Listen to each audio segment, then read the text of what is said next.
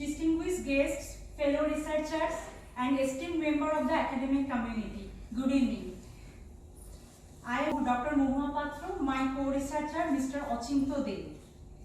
Today I am here to discuss the topic Health Social Movement to Access Required Primary Care, a case study in a rural primary health center, India.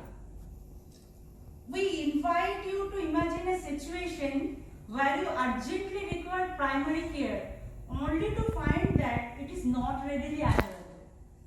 Consider the gravity of such a scenario and the inherent threats it poses to our lives and society.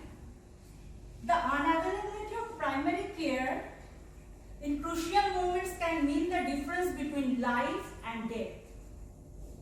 This threat affects us all, irrespective of our background, social status, or nationality.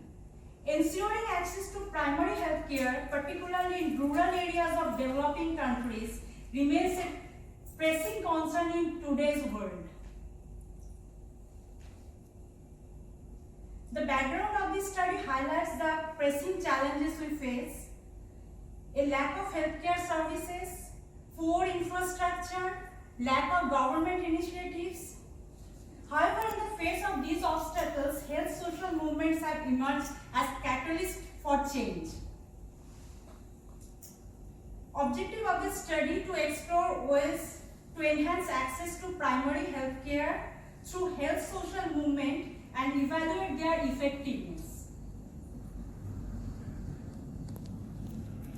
In his 2004 work, Phil Brown analyzed the health social movement and identified limitations in existing social movement theories to explain health social movement.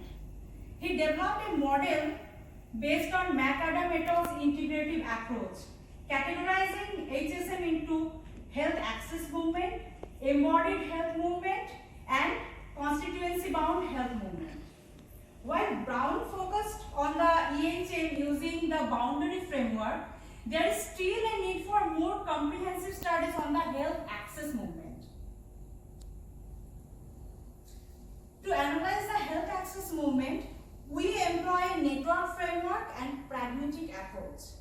The network framework allows us to examine the relationship between patients, caregivers, healthcare providers, and community-based organizations, which influence movement outcomes. The pragmatic sociological perspective provides practical solution to the social problems, recognizing that health social movements are actively constructed by the actors seeking new social organization and meaning. By studying the movement's relationships and connections, we aim to explore how the network can improve healthcare access by considering the interplay with the political, economic, and social environment. Our integrated approach aims to uncover insights for leveraging the health access movement to enhance healthcare access. Despite the initiation of the health social movement in India in 1990, which led to the establishment of the National Rural Health Mission in 2005, rural areas continue to grapple with acute shortage of healthcare facilities, poor infrastructure, staffing issues, and compromised quality in the public sector. It is crucial to emphasize community mobilization and public education. To address these challenges, academia and civil society must collaborate and engage with union and state governments. There are three significant research gaps. Firstly, there are insufficient research on HSM in India. Secondly, the field lacks sociological insights and explanations. Additionally, there is a dearth of follow-up studies on the HSM that has occurred in India. Despite the measurable impact of primary health centers, the domain of HSM in India remains relatively unexplored. Our research aims to answer the following questions. How did the health social movement occur in this case? How effective was the HSM? Did the HSM contribute to improving access to primary health care?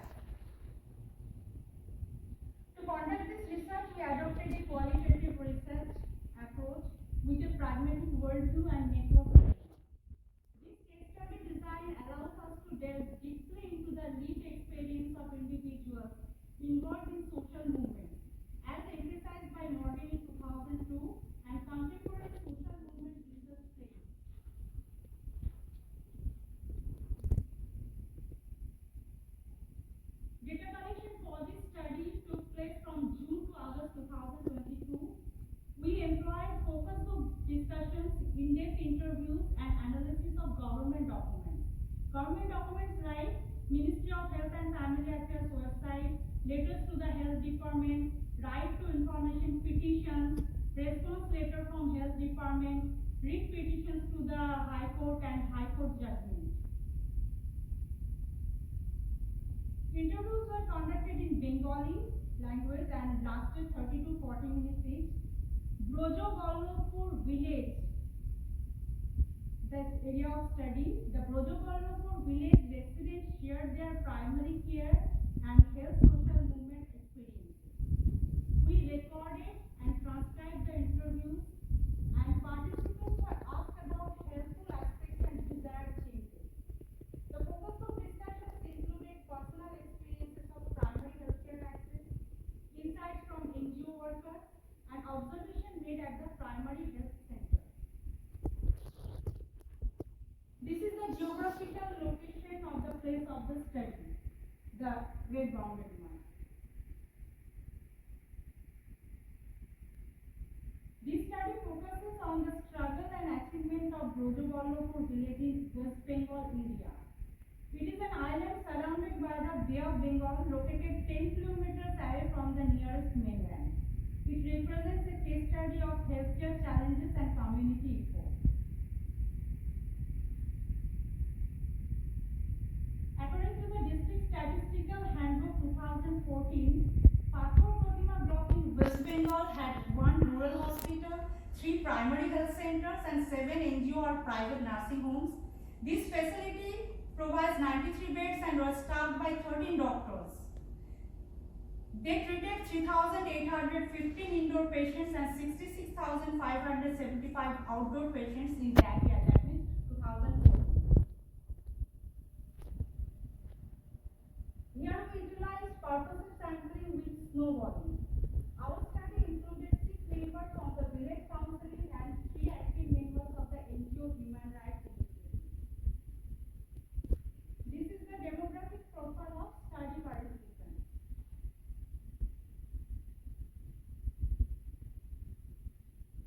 The NGO Human Rights Initiative has made significant strides in advocating for improved healthcare accessibility in the village.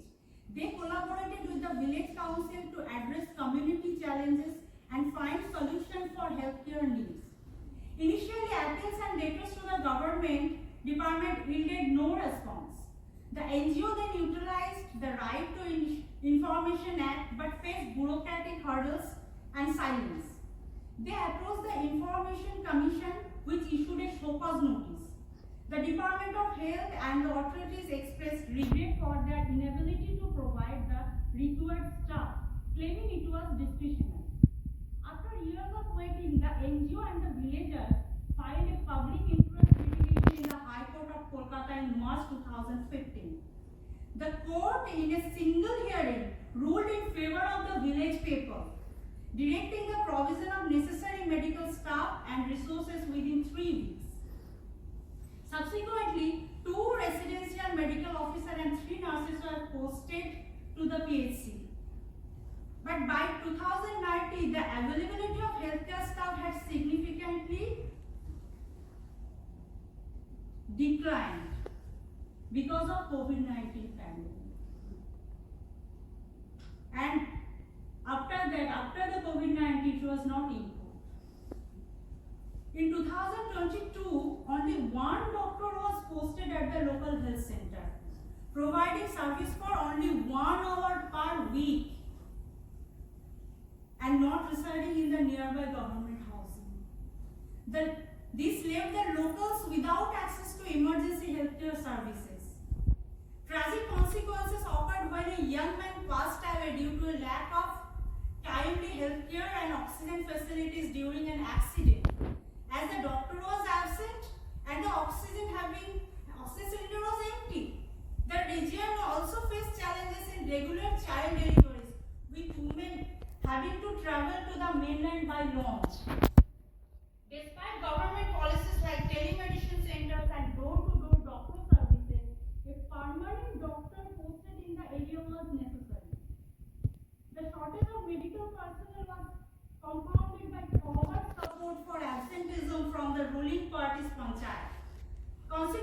NGO Human Rights Initiative is considering revisiting the issue with the panchayats and potentially taking legal action to ensure the locals have access to reliable healthcare services.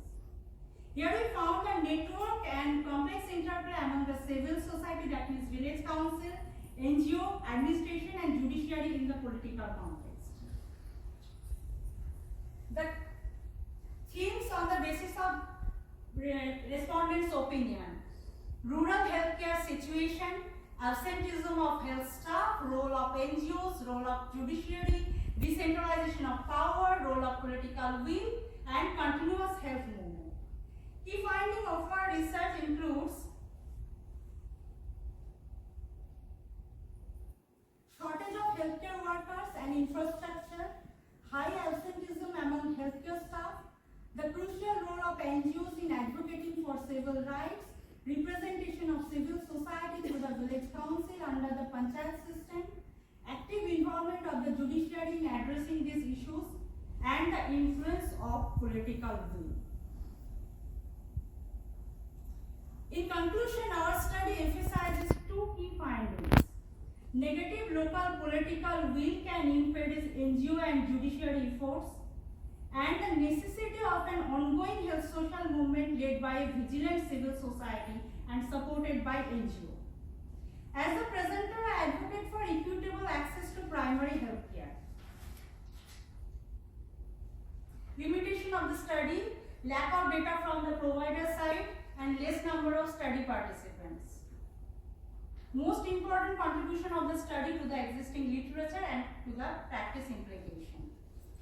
Practice implication is the continuous follow-up of healthcare situation and continuous follow-up of health social movement to improve healthcare access. This is the pioneer study of the health access movement with the network framework of analysis and pragmatic approach. Thank you for your kind attention. As we conclude this enlightening presentation on our study, we would like to take a moment to provide with my contact details for any further queries and additional information regarding our research. By connecting, we can continue the dialogue beyond this presentation, enabling us to explore potential collaboration, share valuable insights, and contribute to the ongoing discourse on the healthcare accessibility. Thank you very much. Citizens of this village, or it will be like outside NGO, just Outside NGOs, they work for Total West Bengal paper. They acted for that village. but is there such kind of activity among citizens of the village itself? Yeah, the village council get enlightened. I see. The NGO people make enlightened the village people, the village council. They together act. Okay. Okay, so maybe one more question? No? Okay, thank you so much.